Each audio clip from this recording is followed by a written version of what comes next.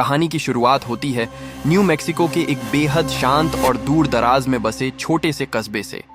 यहाँ हमारी मुलाकात होती है हमारे मेन कैरेक्टर केली से।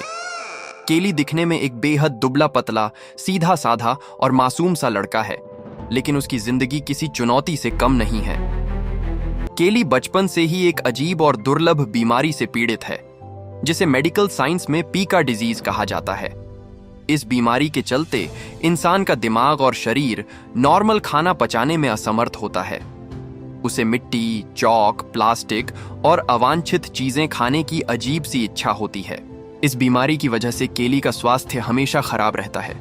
उसका शरीर अंदर से कमजोर हो चुका है और उसके चेहरे पर हमेशा एक बेबसी दिखती है। वह चाहकर भी एक नॉर्मल लाइफ नहीं जी पाता। केली अपनी मां बर्निस के साथ एक पुराने ट्रेलरों वाले इलाके में रहता है। बर्निस एक सिंगल मदर है जो दिन रात मेहनत करके अपने बेटे का इलाज कराने की कोशिश करती है। वह शहर के बड़े से बड़े डॉक्टर्स के पास चक्कर काटती है, लेकिन सभी डॉक्टर्स हाथ खड़े कर देते हैं और कहते हैं कि इस बीमारी का मेडिकल साइंस में कोई पक्का इलाज नहीं है। स्कूल में केली की लाइफ और भी दर्दनाक है।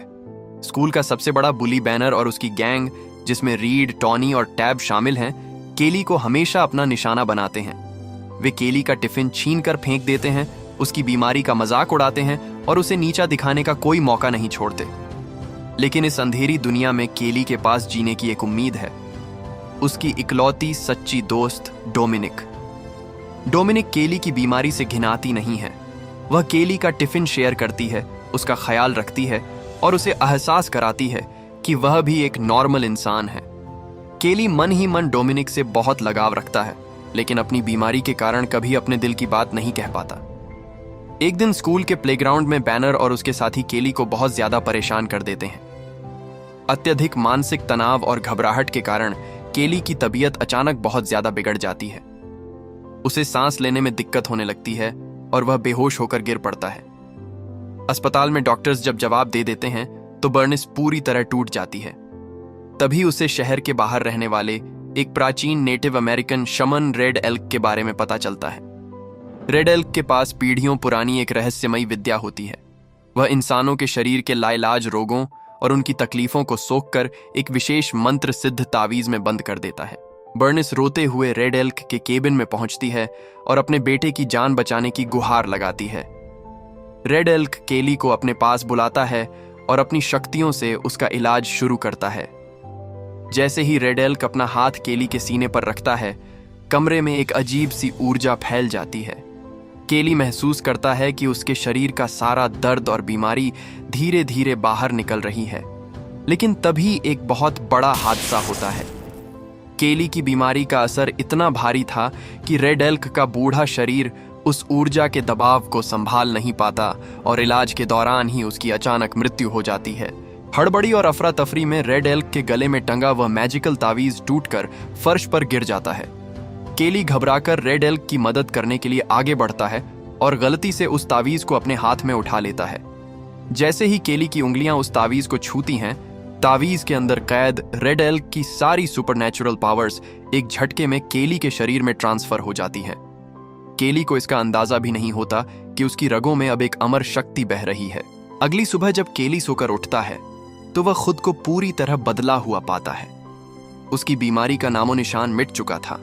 उसका शरीर ऊर्जा से भरा हुआ था और उसे अब मिट्टी या अवांछित चीजें खाने की 1% भी इच्छा नहीं हो रही थी। वह नॉर्मल खाना मजे से खा रहा था। केली खुशी खुशी स्कूल पहुंचता है, लेकिन रास्ते में हमेशा की तरह बैनर और उसकी गैंग केली को घेर लेती है। बैनर केली को डराने के लिए अपनी पूरी ताकत से केली पर वार करता है, लेकिन इसके बाद जो होता है उसने सभी के होश उड़ा दिए। केली को एक खरोंच तक नहीं आती, लेकिन वही प्रहार उल्टा बैनर पर ही रिफ्लेक्ट हो जाता है। बैनर का अपना ही हाथ बुरी तरह चोटिल हो जाता है और वह दर्द से चीखने लगता है। केली खुद इस बात से हैरान रह जाता है। वह वहां से भागकर डोमिनिक के पास जाता है। दोनों जंगल में जाकर इस शक्ति का परीक्षण करते हैं। जब डोमिनिक केली को हल्का सा नुकसान पहुंचाने की कोशिश करती है तो केली को कुछ नहीं होता, बल्कि वही असर डोमिनिक पर दिखने लगता है। तभी केली और डोमिनिक पर यह सच्चाई साफ होती है कि केली अब द अनहीलर बन चुका है। दुनिया का कोई भी हथियार या वार केली को नुकसान नहीं पहुंचा सकता। केली पर किया गया कोई भी हमला या केली खुद पर किया गया कोई भी असर सीधे हमला करने वाले या लक्षित व्यक्ति पर रिफ्लेक्ट हो जाएगा। शुरुआत में केली इस पावर का इस्तेमाल सिर्फ खुद का बचाव करने के लिए करता है, लेकिन वे दोनों यह नहीं जानते थे कि यह शक्ति अपने साथ एक नकारात्मक ऊर्जा भी लाई थी, जो धीरे धीरे इंसान के मन में बदले की आग जगा देती है। बैनर चोटिल होने के बाद अस्पताल में भर्ती होता है।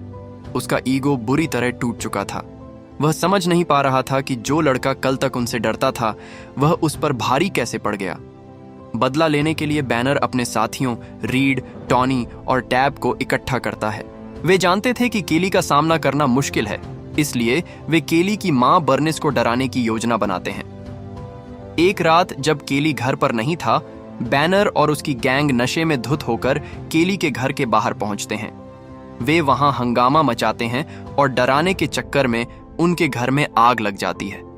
आग पल भर में पूरे घर को अपनी चपेट में ले लेती है। जब तक केली दौड़ता हुआ घर पहुंचता है, उसकी मां आग के धुएं में फंस चुकी होती है। केली अपनी पावर्स का इस्तेमाल करके अपनी मां को बाहर निकालता है और अस्पताल भागता है, लेकिन बदकिस्मती से उसकी मां की जान नहीं बच पाती। अपनी मां को खोने के बाद केली का दिल पूरी तरह टूट जाता है। उसकी बची कुची मासूमियत खत्म हो जाती है और उसकी जगह ले लेती है केवल नफरत और बेइंतहा बदला। केली कसम खाता है कि अपनी मां के नुकसान के जिम्मेदार हर एक इंसान को वह सबक सिखाकर रहेगा। अब शुरू होता है केली का एक एक करके अपनी मां के दोषियों को ढूंढकर सजा देने का सिलसिला। 1. टैब। केली सबसे पहले टैब को एक सुनसान कार वॉश में घेरता है। टैब डर के मारे केली पर हमला करने की कोशिश करता है। केली शांत खड़ा रहता है और खुद को हल्का सा नुकसान पहुंचाता है। पावर के रिफ्लेक्शन की वजह से वही सारा असर टैब पर पड़ता है और टैब बेबस होकर वहीं जमीन पर गिर जाता है। 2. टॉनी और रीड। शहर में खौफ का माहौल फैल जाता है। पुलिस हैरान थी कि लड़कों को बिना छुए क्या हो रहा है।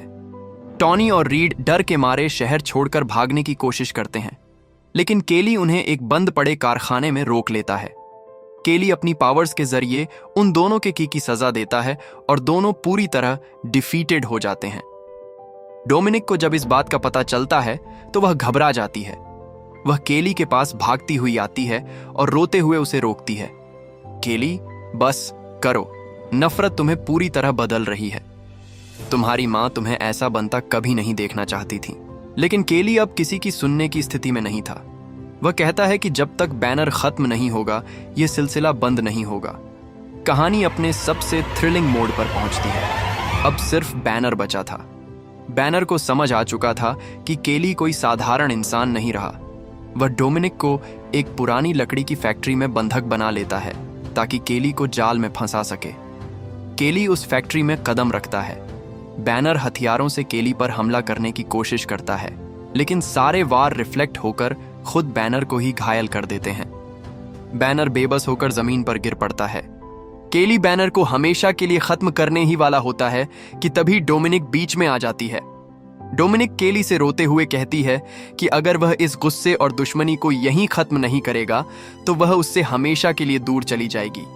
डोमिनिक की आंखों में अपने लिए सच्चा प्यार और फिक्र देखकर केली का गुस्सा शांत होने लगता है। उसे एहसास होता है कि बदले की इस आग में वह अपनी बची हुई खुशियों यानी डोमिनिक को भी खो देगा। केली समझ जाता है कि रेड एल्क की इस प्राचीन पावर का रहना इस दुनिया के लिए खतरनाक है। वह इस सुपरनैचुरल साइकिल को खत्म करने का फैसला लेता है।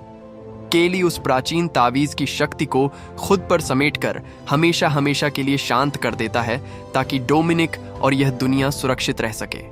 फिल्म के अंत में सब कुछ शांत हो जाता है। डोमिनिक केली की पुरानी यादों को संजोकर एक नई और शांत शुरुआत करती है। तो दोस्तों, यह थी 2020 की सुपरहिट थ्रिलर मूवी दी अनहीलर की पूरी कहानी।